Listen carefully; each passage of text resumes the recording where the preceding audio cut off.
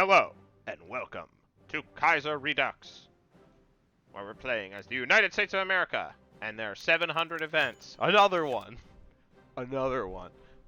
MacArthur speaks to Hoover. MacArthur has spoken to President Hoover privately about a contingency plan called War Plan White, a military plan for dealing with a possible armed uprising of U.S. citizens. The plan would call on MacArthur to take emergency action to protect the country and re-erect old barricades around Washington, D.C. This plan can be engaged even outside Washington, D.C. at the Washington Arsenal. While the plan has obviously not been made public, we at least have it as a contingency if the radicals enact one of their revolutions from within the government.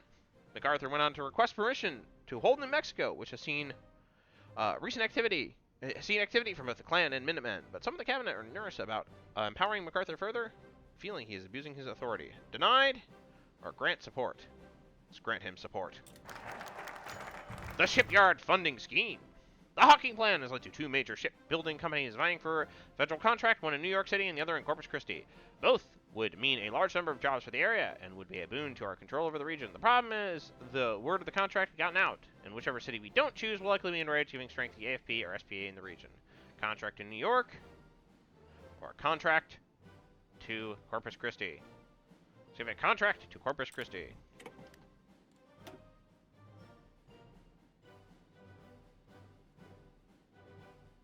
Dum-de-dum-de-dum. Let's expand the war department. Explosion on the Dnieper.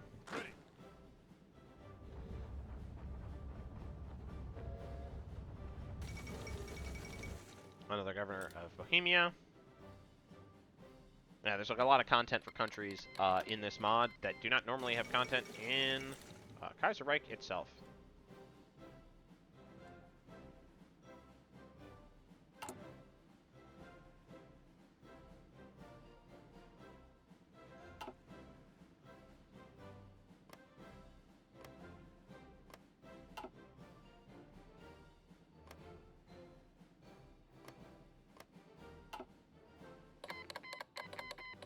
War in the desert. Baby war in the desert, not big war in the desert. The Great Heat Wave is over.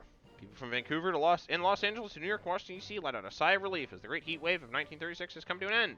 Now, a cold front has spread across North America. It will come to be known as the United States' deadliest natural disaster of the 20th century, with an estimated death toll reaching 5,000. But even as the heat wave ends, a new chapter in American history is about to begin. At least it's over. Belgium declares independence, okay?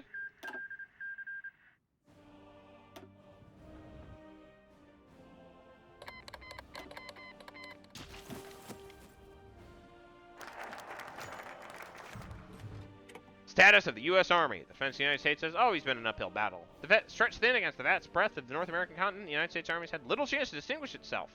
Throughout its 160-year history, it won the bare minimum of victories to maintain American independence during the Revolution and the War of 1812. It performed admirably against a corrupt regime in the Mexican-American War, but half of those forces would provide the seed for the fledgling Confederate army during the ensuing Civil War. More recently, the Army performed barely adequately to subdue the heavily outgunned Spanish, struggled to suppress the half-starved Filipino insurrection more than 30 years ago, prevented from joining the well-creating either side. It has suffered in both doctrine and technology, with no tanks at all.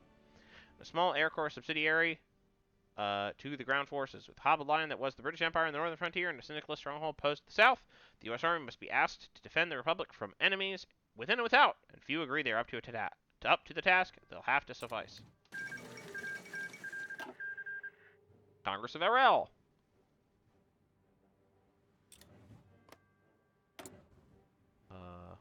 Belgium is independent, but they're staying in the Reichspakt.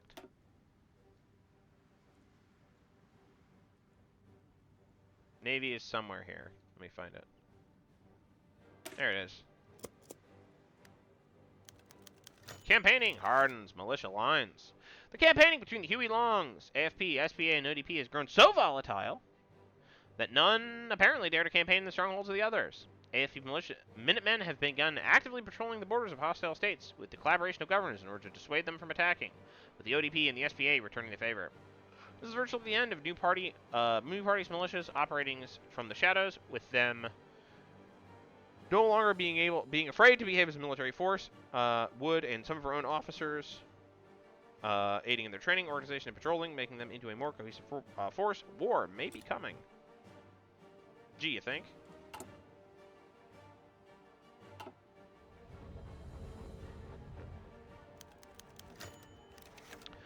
The 1936 World Series. On a chilly evening in New York, President Herbert Hoover has thrown out the ceremonial first pitch of the World Series, an all-New York Subway Series matchup between the National League champions Giants and the American League Championship Yankees.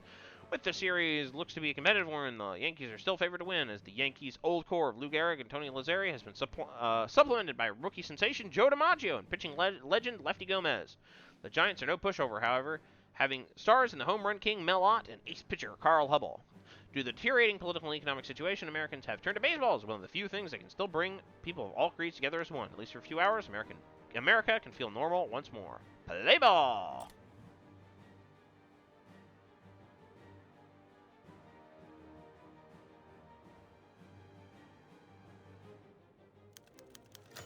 Yankees win the World Series in what turned out to be a hard-fought series.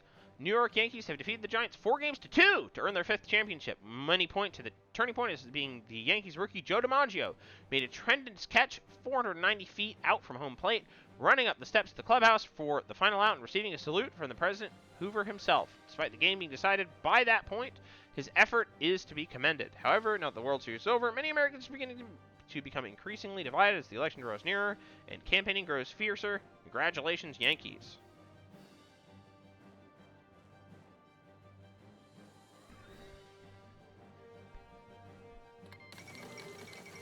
Up. Yucatan. Tories in Canada.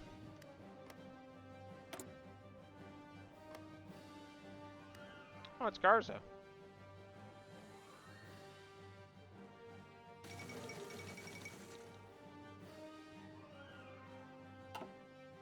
Roofing Uprising. Germany established control of Crimea.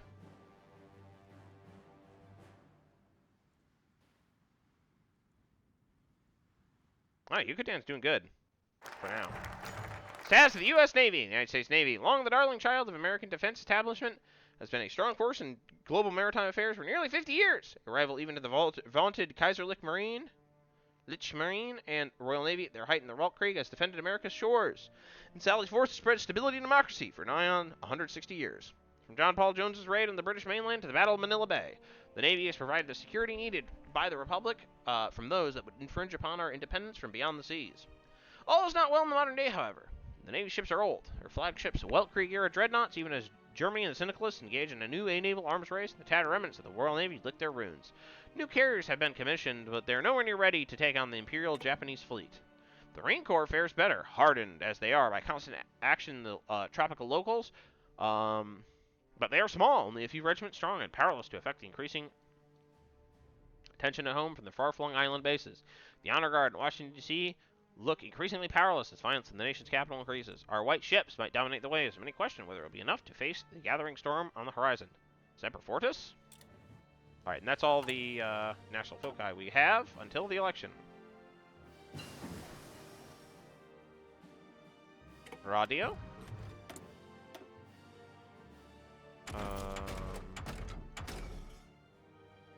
Should probably get anti-air and anti-tank. That would be probably pretty good.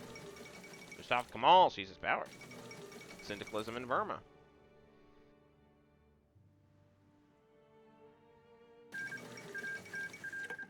Ah, has been nedged. Alright, the 1936 presidential election. The results are finally in from what has probably been the most ideologically contested presidential election the United States has ever witnessed. None of the three major parties have secured enough votes in the Electoral College to outright win the presidency. As a result, the House of Representatives has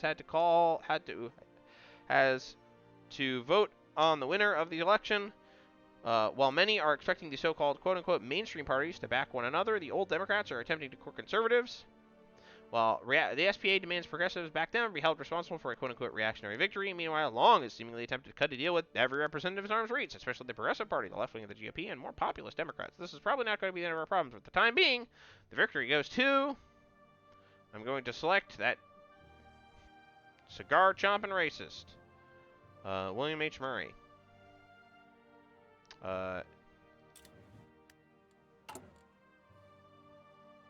AKA Alfalfa Bill.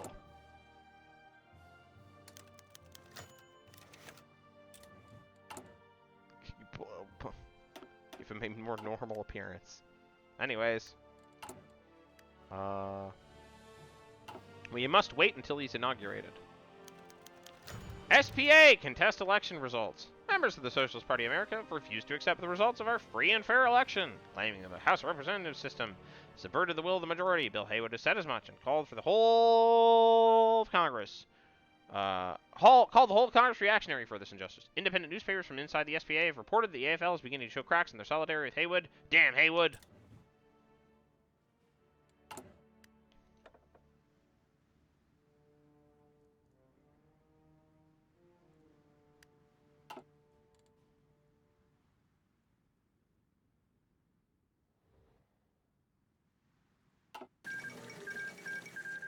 Alright. Things are progressing.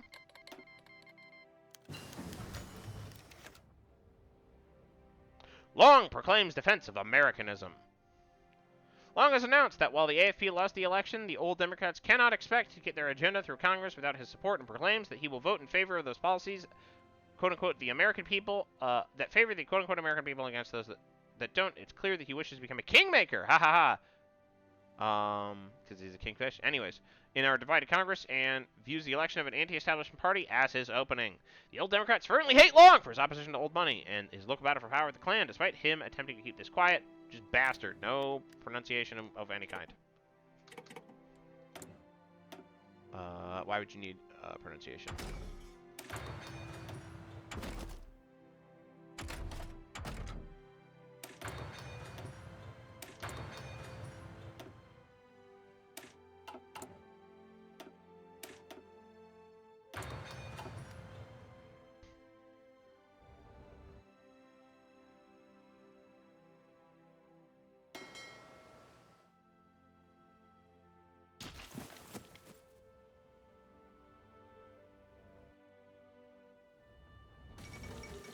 Republican victory in Brazil.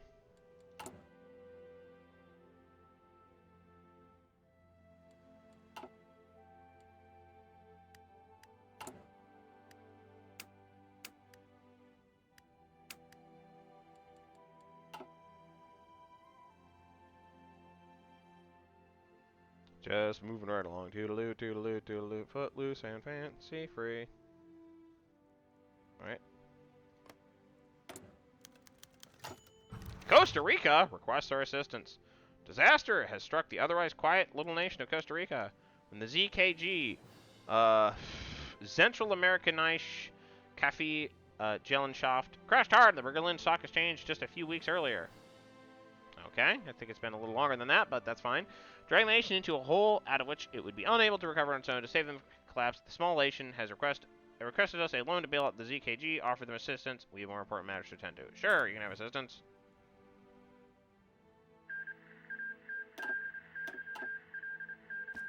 We got a Bukharian Union. The left KMT are succeeding.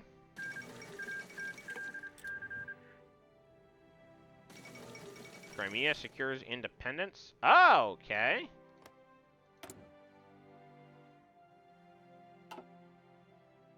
Neat.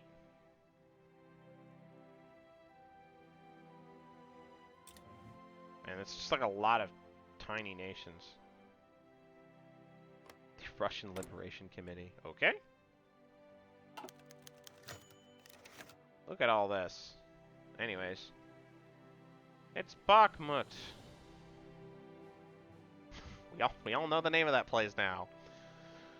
John Weir Troy resigns. John Weir Troy has resigned from his position as governor of the territory of Alaska. In his place, Ernest Gruning has been appointed. He's a lifelong Democrat and advocate for Alaskan statehood. He was appointed to that job by the president despite political differences.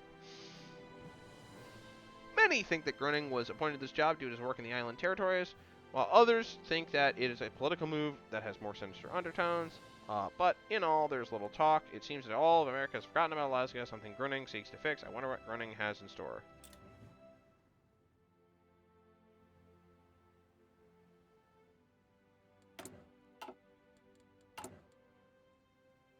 Could be anything. Who knows?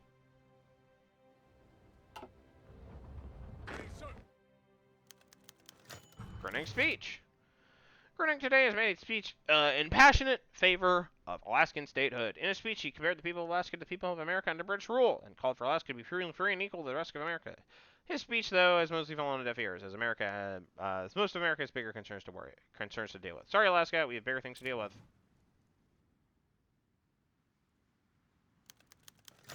Murray's inaugural address.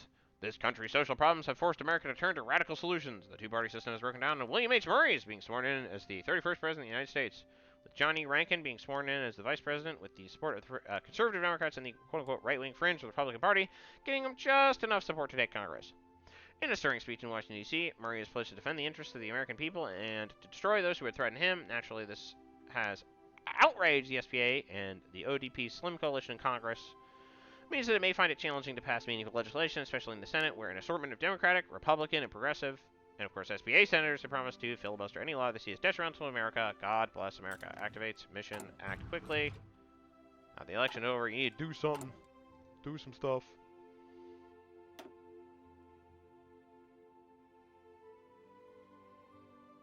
Should consider doing stuff.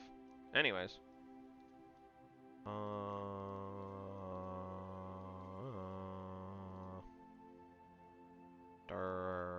There it is. President Murray. Focus completed. So we could break the bankers, fight the anarchists, crack the Minutemen, or Call of Race. Let's fight the anarchists.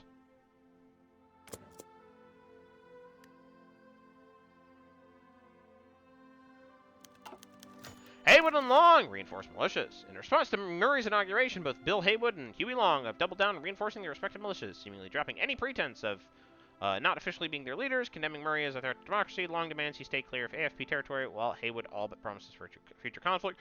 Traitors! Settling an old score. Alright. Okay, so this event chain is really funny. Before William H. Murray was elected president for the old Democrats, Murray served as Oklahoma's governor, famous for a number of times he declared martial law, and notable for a brief skirmish between the state of Texas and the state of Oklahoma on the Red River Bridge.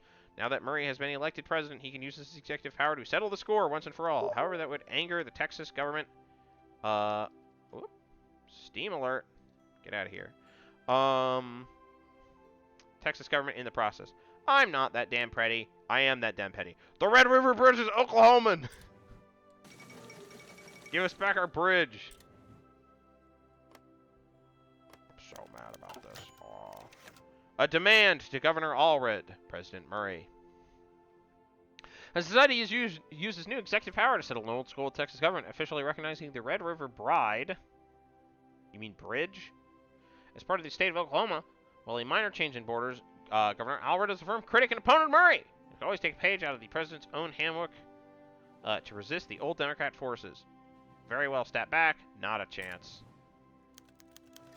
Alaska Territory Guard created as a prospect of war looms closer and closer. The Alaska Territory Governor Ernest Gruning has begun to take action to defend the territory of Alaska in the event of an all-out war in America. Alaska, while strategically valuable, while a strategically valuable position sits almost completely undefended, with the Army brass in Washington, namely Mail and Craig, guarding the territory is far too distant to effectively defend in the time of war. Nothing more than armed locals and a ragtag National Guard units defending the state from potential invasion. Marvin R.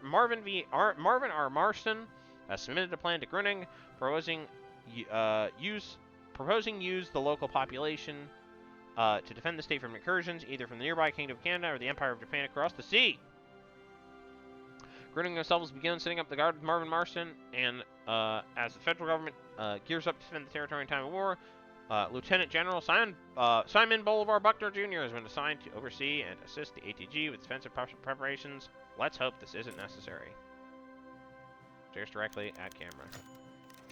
Klan crackdown in Texas. The old Democrat victory in the United States presidential election has emboldened the Ku Klux Klan across the United States, especially in the South. Governor Allred, unlike many other governors, has taken a hard line against KKK, famously being tough on them during his time as judge. This has angered President Murray and the ODP, who view Allred as another sellout to America's enemies.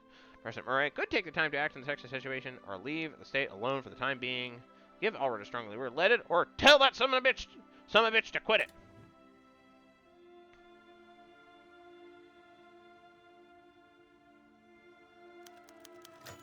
Looting spree. As the Texas government falls apart, so does Texas society. One side of this is massive spree of riots and looting, which have taken the street by storm after the collapse of social order. These riots often escalate quickly. The police are powerless to stop them as well. In major cities such as Dallas, Austin, and Houston, looting is commonplace, where every shop is robbed of everything that isn't nailed down. Another symptom of a larger problem. Skirmishes on the Red River. President Allred has refused to step back from the Red River, saying that President Murray has overstepped his bounds. The federal government has no right to intervene in the Red River dispute, especially an old dispute. Allred's recent actions have infuriated President Murray, who's considered taking drastic means to ensure that the Texas is loyal to the ODP and the federal government. We tried, or enough is enough. Issue an arrest warrant for Allred.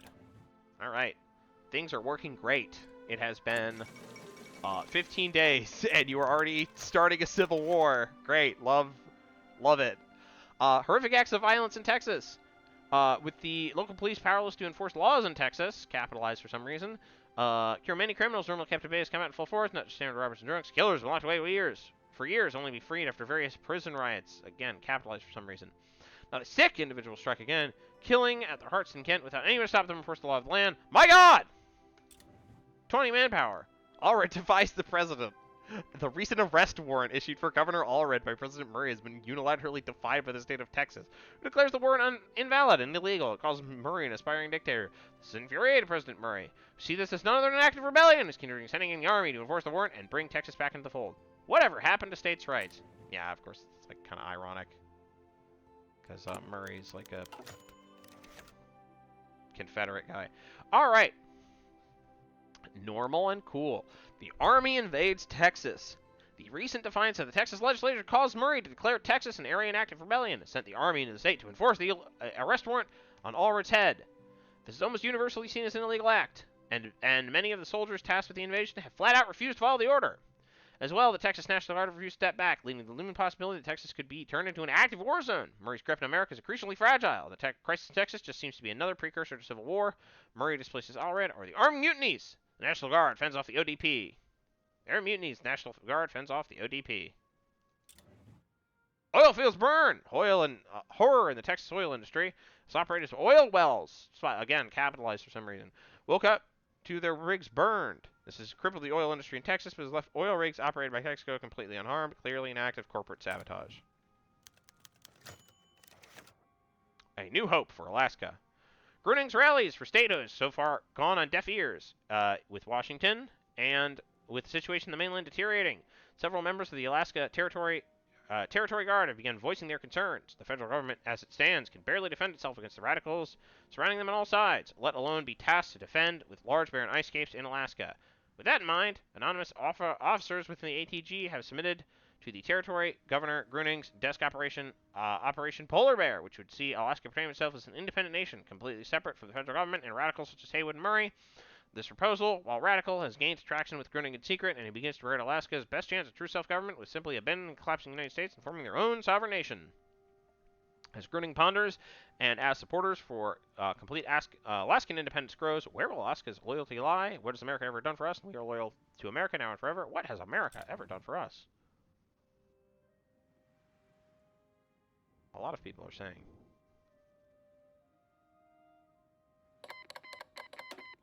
Oh, Fengtian versus, fifth Zili Fengtian War. The battle begins.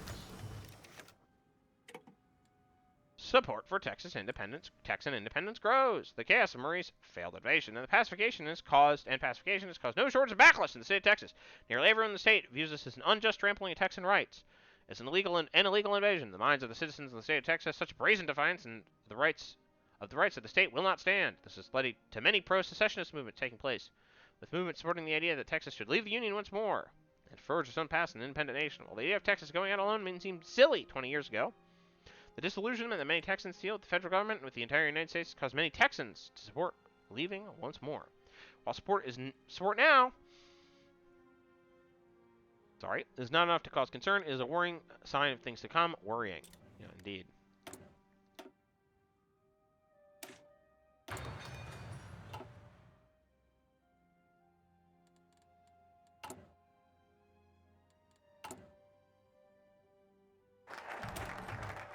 Fight the anarchists. Let's crack the Minutemen next.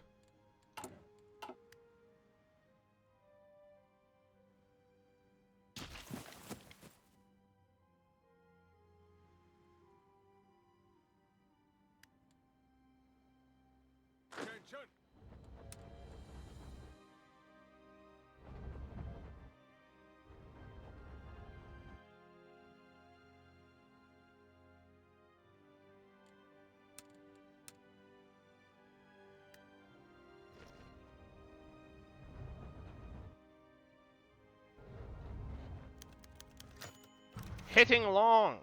Huey Long's Minutemen have come under increasing attack in recent days, and the ODP is loudly denouncing the congressmen allied with them. While our attempt to occupy the Midwest incurred the wrath of the AFP and resulted in guerrilla attacks on ODP militants in turn, we've been more successful in weeding out share wealth societies in the Deep South. The SPA fought our attempts to bring troops into the Seal Belt to attack the AFP, however, out of paranoia that they're actually there to fight the Red Guard, or at least will be once they're done with Long. We're done with Long. Long himself has left Congress for Louisiana, and already Congress is upset as they use Murray, using federal forces to empower the ODP by stomping his enemies, fully expecting him to come for them next. This ought to teach him a lesson.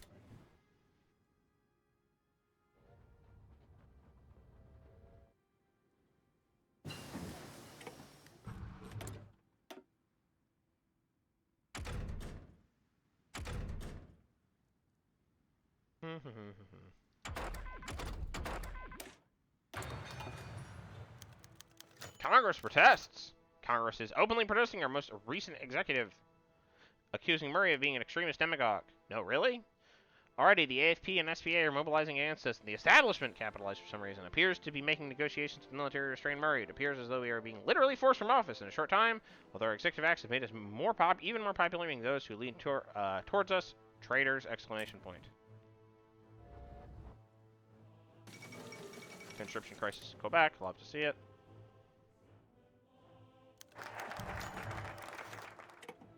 MacArthur forces out Murray. William H. Murray's time is up. He has fled for the ODP-controlled Georgia after hearing of MacArthur's clique planning to coup him. MacArthur has announced that Murray and all other radicals threatening America will have to stand down and allow a return to ordinary democratic politics, basically demanding that all militias disband and accept the Constitution. This is the only way. Alright. I will see you in the next episode as America's great crack-up begins. See you then. Bye-bye.